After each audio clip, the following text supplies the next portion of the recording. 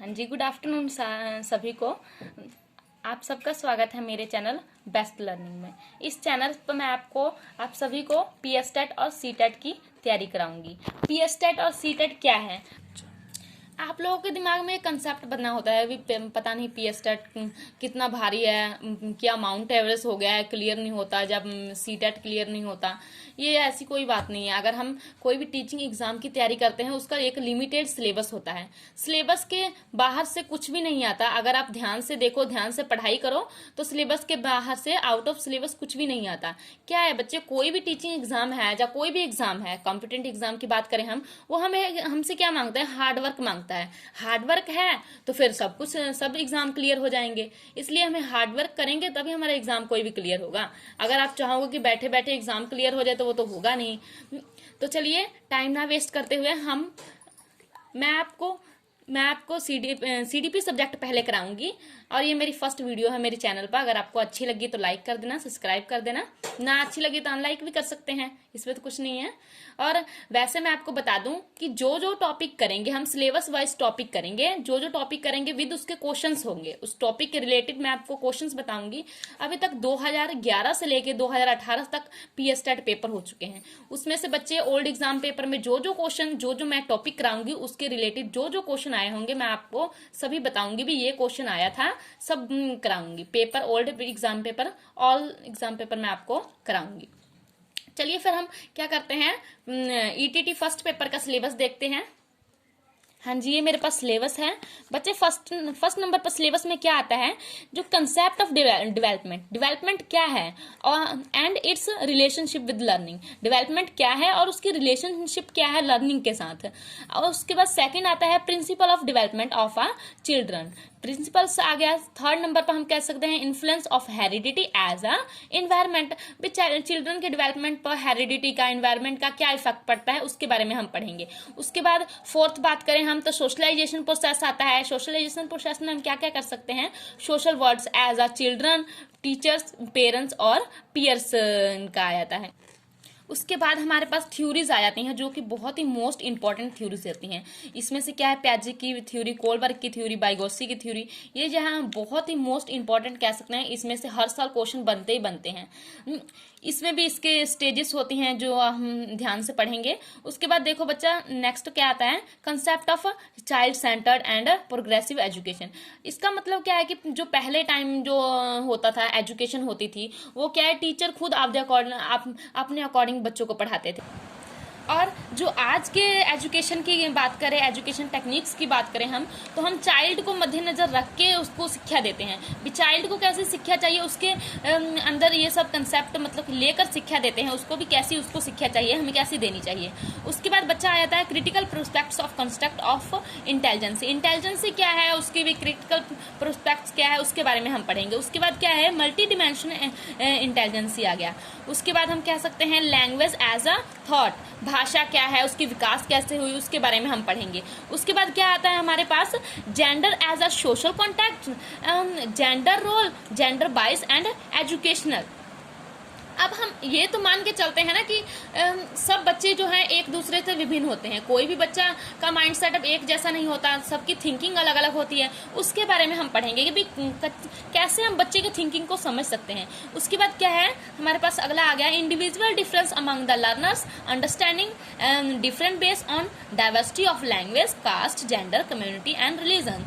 भी हर एक बच्चा जो डिफरेंट है उसको हम कैसे समझ सकते हैं, उसके रिलीजन के तौर पर कैसे समझ सकते हैं।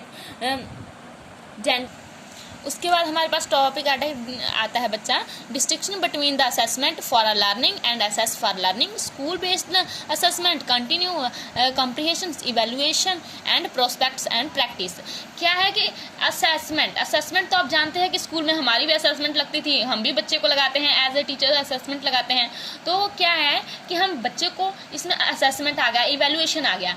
बच्चे को जब तक इवेल्युएशन, अब आप इवेल्युएट नहीं करोगे आपको नहीं पता लगेगा कि बच्चा क्या कर रहा है, क्या नहीं कर रहा है, कैसे बच्चे को हम और अच्छी शिक्षा दे सकते हैं। इसलिए बच्चे को सबसे अच्छा पढ़ाने का ढंग क्या है कि उसको पढ़ाओ, जितना पढ़ा रहे हो उसको इवेल्युएशन करो, उसका इवेल्युएशन करो कि बच्चे ने कितना सीखा, कितना नहीं सीखा। उसके हिसाब से अपने टीचिंग मेथड में आगे आगे अपने टीचिंग मेथड को सुधारो, आपकी क्या कमी रह गई, मैं कैसे सुधार सकती हूँ। उसके बाद क्या आ गया, formatting approach questions for assessing readiness level of learners, for enhancing learning and critical thinking in a classroom and for assessing learners. ये बच्चे, ये क्या है कि हम भी क्लासरूम में बच्चों को कैसे पढ़ा सकते हैं, कैसे उनकी लर्निंग को इम्प्रूव कर सकते हैं। ये जो हमने 12 टॉपिक किए, इसमें से बच्चा 15 नंबर के क्वेश्चंस बनते हैं। इस टॉपिक के बाहर कोई क्वेश्चन नहीं आता है, इतना 15 नंबर के क्वेश्चंस इसी टॉपिक के अंदर में बनते हैं। उसके बाद नेक्स्ट सेकंड पार्ट इसमें से आ जाता है हमारे पास concept of inclusive education and understanding children with the special needs. भी इंक्लूसिव का मतलब क्या होता है, समावेशी शिक्षा जिसको हम कह देते हैं। समावेशी का मतलब होता है कि सभी बच्चे को एक जगह पर रखकर शिक्षा देनी। पहले क्या होता था, जो बच्चे स्पेशल चाइल्ड्स होते थे उनके लिए क्या है, स्कूल खोला जाता था, अलग अलग स्कूल खोला जाता था। पर अब सरकार क्या कहती है, भी हर एक बच्चे को नॉर्मल स्कूल में नॉर्मल बच्चों के साथ शिक्षा लेने का अधिकार है। तो इसमें ये आ गया। उसके बाद इसमें 3 टॉपिक्स है हमारे पास कि इसमें क्या लिखा है, addressing learning from a diverse backward including disadvantages and derived. कहते ना कि भी बच्चा जरा हैगा बैकवर्ड एरिया तो भी हैगा, उसनों आप किस तरह शिक्षा दे सकते हैगे भी नॉर्मल शिक्षा दे दीए, भी सारिਆਂ ਨੂੰ शिक्षा नॉर्मल शिक्षा ਲੈਣ ਦਾ अधिकार हैगा। ਤੇ ਉਸ ਤੋਂ ਬਾਅਦ ਕਹਿੰਦੇ पए addressing that needs of child with the learning difficulties. भी बच्चे को है पढ़ाई में क्या क्या डिफिकल्टीज आती हैं उसे हमें समझना पड़ेगा, समझ के उसको दूर करना पड़ेगा। उसकी डिफिकल्टीज को दूर करेंगे तभी तो शिक्षा अच्छी बनेगी ना उसकी। उसके बाद क्या रहे हैं, क्या कि addressing the talent creative special and abled learners. भी बच्चे में जो स्पेशलिस्ट क्या है, उसमें क्रिएटिविटी क्या है, उसको जानो। जब हम बच्चे कहते हैं ना एक बार कि जब बच्चा जो अध्यापक होता है बच्चों के लेवल पर आके पढ़ाना शुरू कर देता है तो शिक्षा जो है और इफेक्टिव बन जाती है, उसकी लर्निंग जो है बहुत इफेक्टिव बन जाती है। उसके बाद इसमें से बच्चे हमारे पास 5 मार्क्स के क्वेश्चन आएंगे। इस टॉपिक में से 3 टॉपिक हैं, इसमें से 5 मार्क्स के क्वेश्चन बनते हैं हमारे पेपर में। उसके बाद थर्ड टॉपिक की बात करें, लर्निंग एंड पैडागोजी। पैडागोजी क्या है, शिक्षा शास्त्र। अब इसको पैडागोजी में क्या चीज आती है, इसको समझना तो बहुत ही आसान है। पैडागोजी एज अ टीचर, हम टीचर हैं, बच्चे को कैसे डील कर सकते हैं, उसको कैसे समझ सकते हैं, उसके अनुसार होती है ये पैडागोजी। इसमें क्या है कि how children think, learn and how and why children fail achieve the success in a school performance. क्या है कि बच्चा फेल हो रहा है, उसको जानिए क्यों बच्चा फेल हो रहा है, उसका कारण भी तो होगा ना कोई, कैसे बच्चा सोचता है, क्या है उसका फैमिली बैकग्राउंड क्या है, उसको जब हम देखेंगे समझेंगे तभी हम बच्चे की जो लर्निंग है उसको इफेक्टिव बना सकते हैं। तो पैडागोजी इस इशू में यही हम आ सकते हैं, बच्चे को समझिए पहले। उसके बाद आता है हमारे पास basic process of teaching, learning as a social activity, society contact और एंड लर्निंग। क्या कह रहे हैं भी हम भी कैसे कैसे बच्चे को इफेक्टिव लर्निंग दे सकते हैं, क्या एक्टिविटी कराएं जिससे बच्चा की लर्निंग जो है इफेक्टिव हो जाए। उसके बाद हमारे पास आ गया child as a problem solver and scientific inventions. उसके बाद नेक्स्ट टॉपिक आ गया अपने को alternative conceptions of the learning in a child, understanding child's errors and significant step in a learning process. भी बच्चा जो है पढ़ाई में क्या क्या गलतियां करता है उसे हमें समझना चाहिए। एज ए टीचर हम कैसे बच्चे को डील करेंगे उसको हमें समझना चाहिए, उसका कॉग्निशन, इमोशनल बिहेवियर समझना चाहिए, उसको हम मोटिवेशन देके कैसे पढ़ा सकते हैं ये समझना चाहिए। उसके बाद कह रहे हैं कि factors contributing learning personal as a environment. जब बच्चा फेल हो रहा है अपनी लाइफ में तो क्या है उसको उस पर कौन कौन से फैक्टर इफेक्ट कर सकते हैं, पर्सनल फैक्टर भी हो सकते हैं, इन्वायरमेंट फैक्टर भी हो सकते हैं। तो ये तो था बच्चा हमारे सिलेबस भी, जितना भी हमने ये पेपर 1 और पेपर 2 का सिलेबस मैंने कॉमन ही उठाया है। पेपर 1 और पेपर 2 का सिलेबस सीडीपी का सिलेबस था, हम सीडीपी की तैयारी करेंगे। उसके बाद देखिए सीडीपी में फर्स्ट टॉपिक है हमारा concept of development and it's relation with the learning. Development क्या है, आज हम डेवलपमेंट के बारे में कुछ पढ़ेंगे बच्चे। उसके बाद मेरी जो नेक्स्ट क्लास होगी उसमें मैं डेवलपमेंट को विस्तार पूरा डिटेल में आपको समझाऊंगी, डेवलपमेंट क्या है, कैसे कैसे हम इसको भी समझ सकते हैं डेवलपमेंट को।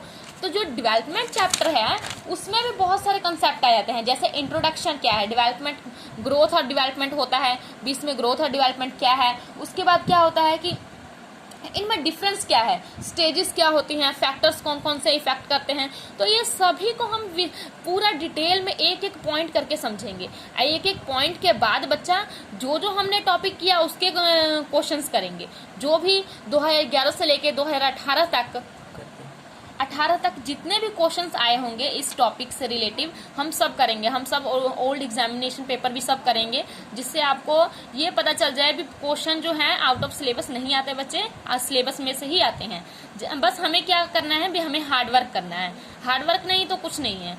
तो चलिए ग्रोथ एंड डेवलपमेंट के बारे में हम पढ़ते हैं। पहले नंबर मैं आपको दो कंसेप्ट आते हैं। डेवलपमेंट क्या है, डेवलपमेंट दो तरीके के हैं।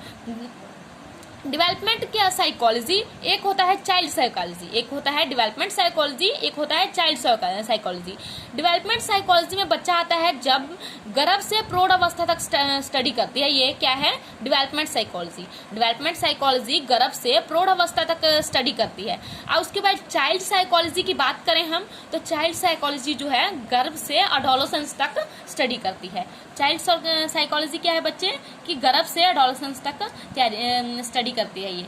उसके बाद नेक्स्ट हम देखिए डेवलपमेंट मतलब विकास। विकास क्या है, अब विकास जो है इसको हम डिफाइन करें तो ये पैटर्न ऑफ चेंजेस होता है, चेंजेस का पैटर्न होता है। भी चेंज इसमें होती रहती हैं, विकास कभी भी रुकता नहीं है। जैसे टाइम नहीं रुकता वैसे विकास भी नहीं रुकता।